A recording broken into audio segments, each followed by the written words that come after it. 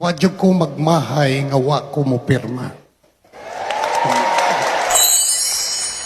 Tungod kay sa dihang pending ang tulo ka impeachment complaints kadtong tulo. Nagmeeting mi sa mga mayor, uban inyong mayor, si Mayor Junjun, si Governor, ug ako silang gipangutana bahin sa impeachment ug miingon sila dili sila pabor. Nakaadto po ko sa Binapor, nakaadto ko sa Gupit, sa Santiago, Binapor sa Carmen.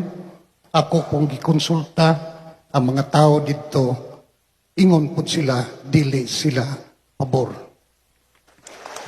Tungod kay ako man ang inyong tingog ngadto sa Kongreso, bisan pa og di ko muuban sa majority, ang tingog sa mga gusanon ang akong dalhon.